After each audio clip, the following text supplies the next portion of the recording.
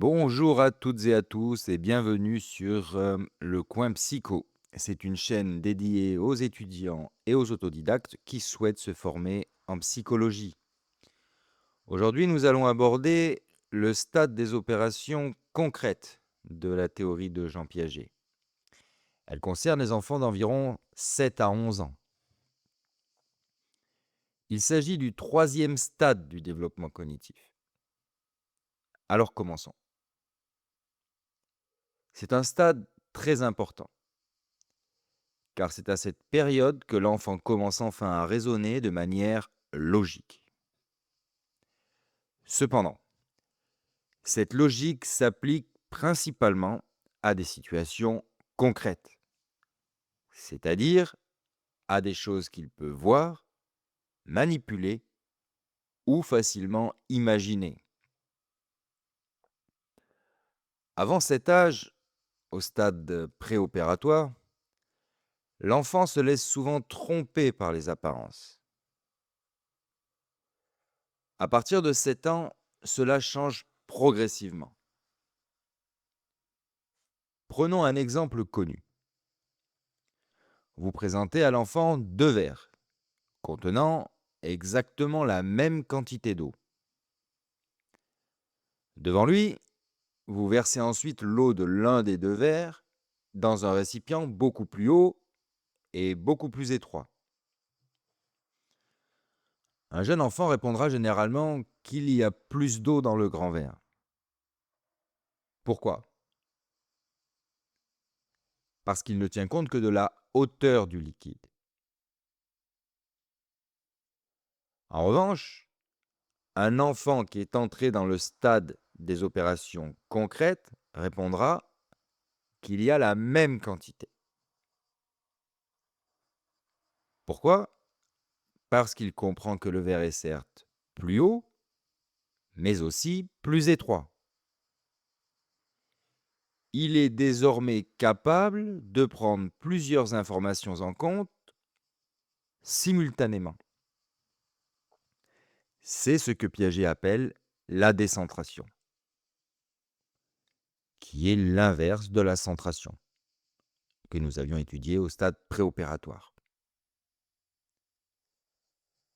La centration correspond à la tendance à ne prendre en compte qu'un seul aspect d'un problème en négligeant les autres.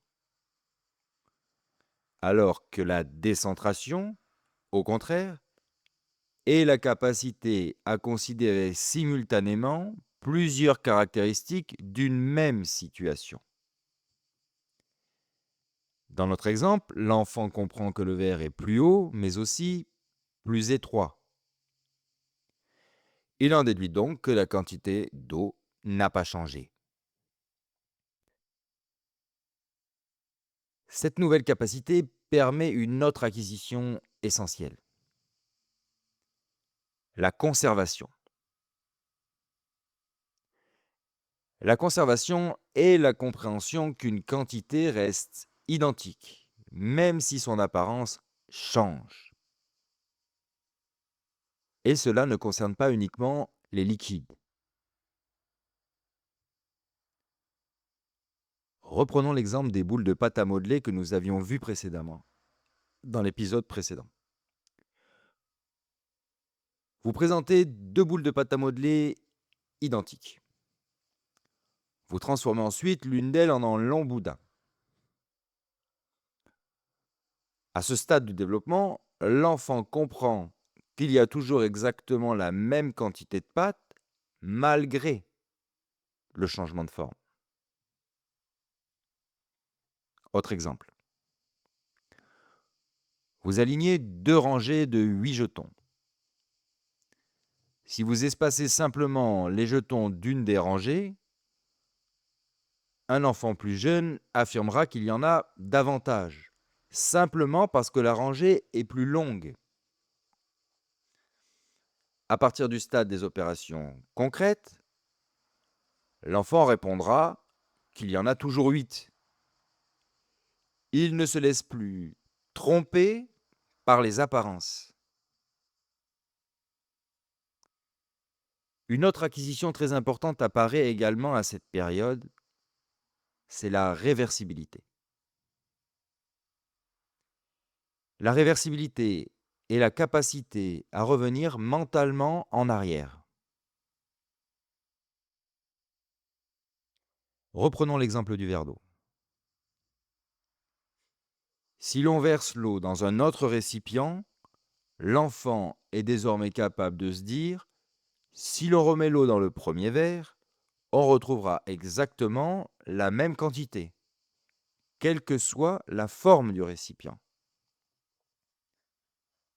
Cette capacité nous paraît évidente à l'âge adulte, mais elle constitue une véritable révolution dans le développement intellectuel de l'enfant.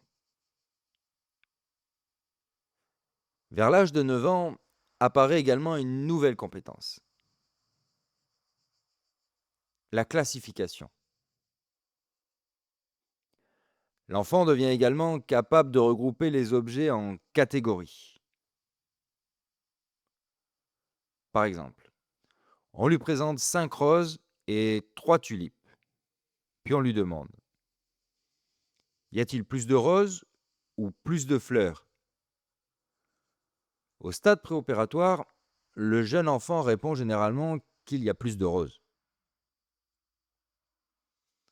En revanche, à partir du stade des opérations concrètes, il comprend que les roses et les tulipes appartiennent toutes les deux à la catégorie des fleurs.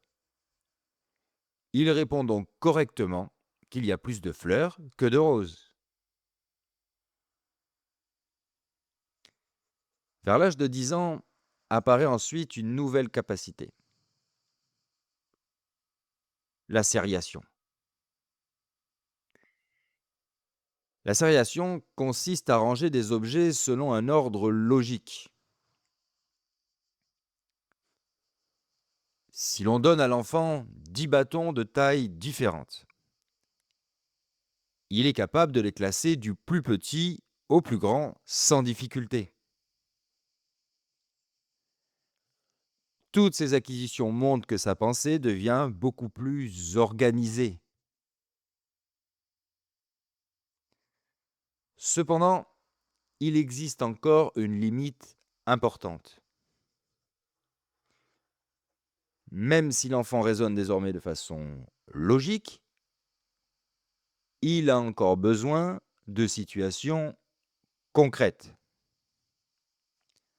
Par exemple, si vous lui demandez: est-il juste que 2 enfants reçoivent chacun une part égale de gâteau? Il répondra sans difficulté que oui. En revanche,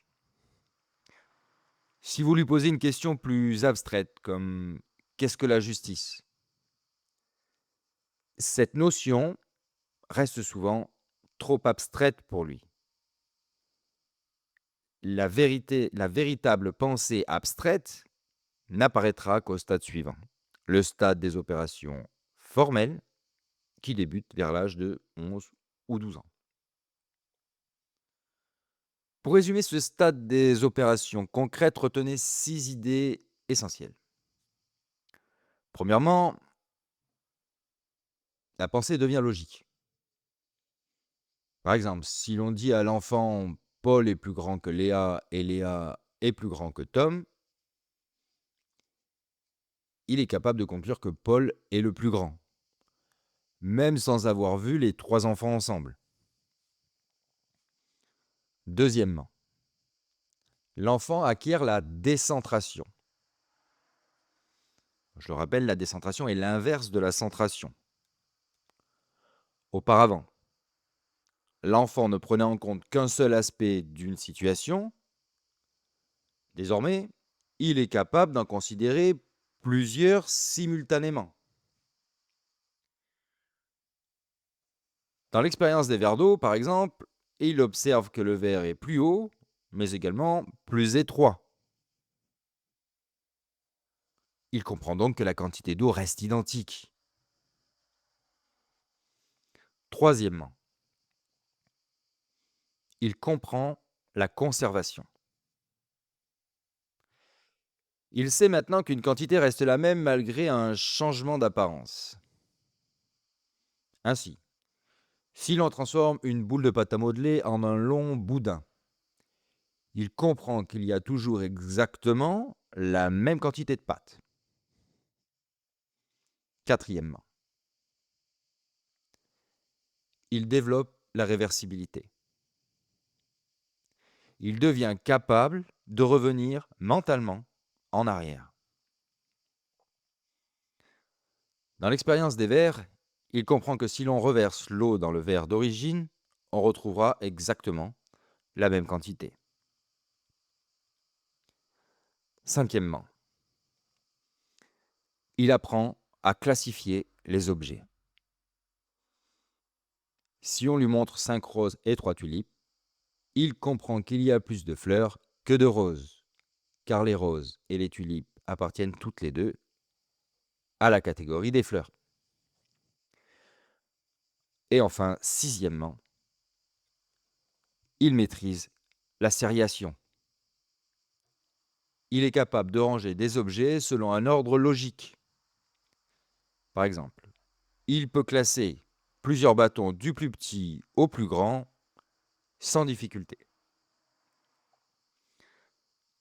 En une phrase, le stade des opérations concrètes marque le passage d'une pensée intuitive, dominée par les apparences, à une pensée logique, capable d'expliquer les transformations observées. Voilà, nous arrivons à la fin de cette vidéo. Si elle vous a aidé à mieux comprendre la théorie de Jean Piaget, pensez à laisser un j'aime, à vous abonner et à activer la cloche afin de ne pas manquer la suite de cette série.